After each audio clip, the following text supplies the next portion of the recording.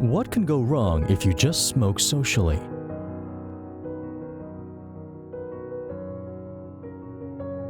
Let's reason this from the definition of social smoking. You are a social smoker if you fall into one of these three categories.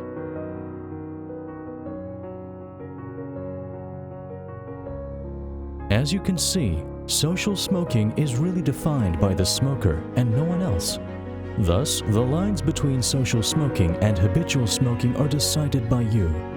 Social smoking may just be a denial of your dependence on smoking. If you derive pleasure from it, will you be able to control yourself from smoking more and more? The second reason to avoid social smoking is that it is unsafe.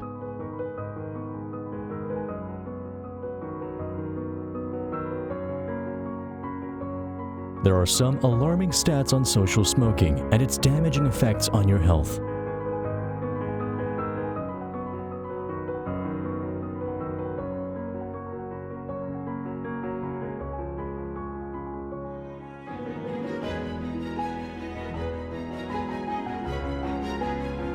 The third reason to stop social smoking: bad influence on young adults. Social smoking is common among young adults, aged 10 to 25 years. Previous studies showed that social smokers take one of three trajectories. The bad news for about half of young social smokers is that they continue to smoke in adulthood, predisposing them to developing serious illnesses later on in life. Medical conditions such as COPD,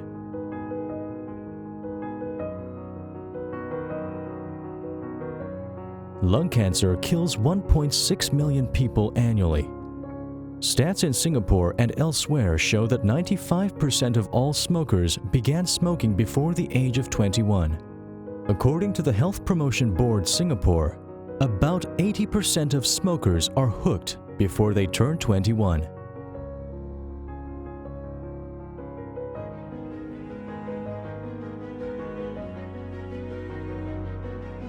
Youth are particularly susceptible to becoming addicted to nicotine and tobacco products.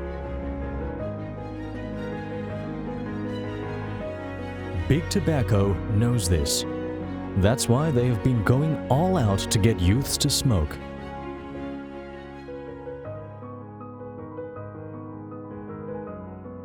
As far back as the 1950s, the tobacco industry extensively studied the role and effects of nicotine and how best to design cigarettes to deliver nicotine to smokers and optimize its effects to create and sustain nicotine dependence. Cigarettes today deliver nicotine more quickly from the lungs to the heart and brain.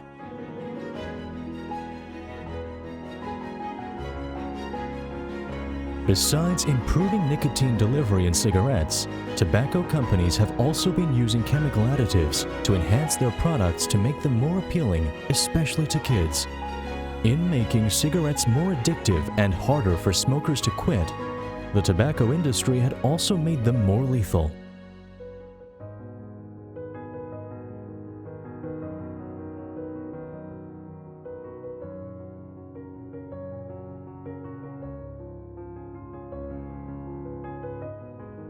Social media ads and FOMO can lead to substance abuse and addiction.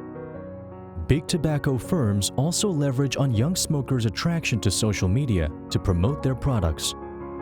Many countries ban tobacco internet advertising, but tobacco companies are secretly paying young social media influencers to get around these laws in many countries. Social media influencers are trained on what cigarette brands to promote, when to post pictures for maximum exposure, and how to take natural photos, portraying cigarettes and their brands as cool and natural, when the consequences of smoking are actually anything but.